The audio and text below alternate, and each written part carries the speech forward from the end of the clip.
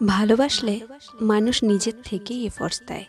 তাকে বারবার বলে দিতে হয় না কোনটা প্রয়োজন, কোনটা না, কোনটা খারাপ লাগে, কোনটা ভালো লাগে। সেগুলো আস্তে আস্তে সে নিজেই রপ্ত করে ফেলে। এই যে আমাদের জেনারেশন পোস্ট মেনশন বা রিলস পাঠিয়ে ভাবে মানুষটা এরপর এসব দেখে তার যত্ন নেওয়া শিখবে, ভালোবাসতে শিখবে। এটা আদতে ভুল। ভালোবাসার মানুষটিকে ভালো রাখতে মানুষ অটোমেটিক এফোর্ট দেওয়া শিখে নেয়। তাকে বলে দিতে হয় না। কেউ হয়তো রান্না করতে একদমই জানে না, দেখবেন ভালোবাসার মানুষটির জন্য সে পছন্দের খাবারটা বানানোর কত চেষ্টা করছে, শিখছে। কেউ কিন্তু তাকে বলে দেয়নি, জোরও করেনি, নিজের থেকেই করছে। উদ্যোগ তার নিজেরই। আবার জ্বরে কেউ মাথায় হাত বুলিয়ে দিচ্ছে, বারবার রাত্রি ঘুম থেকে তাকে তুলে থার্মোমিটার দিচ্ছে, অথবা ওই তেল মশলাবিহীন রংচটা ফ্যাকাশে খাবারটা সেও তার পার্টনারের সাথে খাচ্ছে, এটা ভেবে যাতে ওই মানুষটার মনে না হয় সে অসুস্থ, যাতে সে কষ্ট না পায়।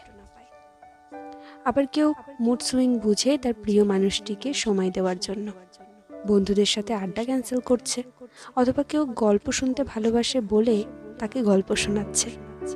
আবার কেউ রুটিন পরিবর্তন করছে, কেউ বা অভ্যাসে তাকে মিশিয়ে নিচ্ছে।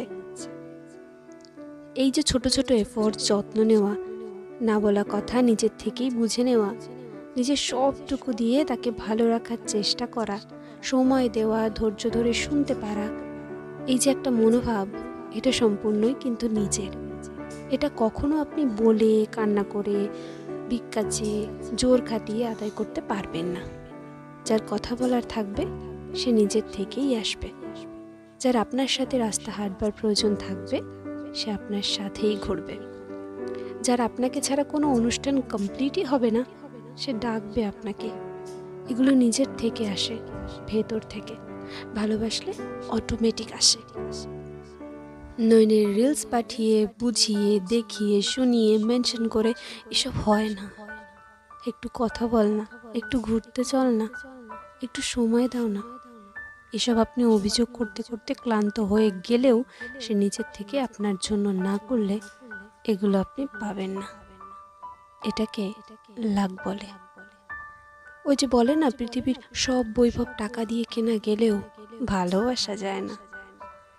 এই জিনিসটা তাই টাকা দিয়ে ঠিক কিনতে পারবেন না। চেষ্টা করে দেখতে পারেন, তবে আমি বলছি হেরে যাবেন। এটা অত সস্তা না। এটার জন্য ভাগ্য লাগে, ভালোবাসা লাগে।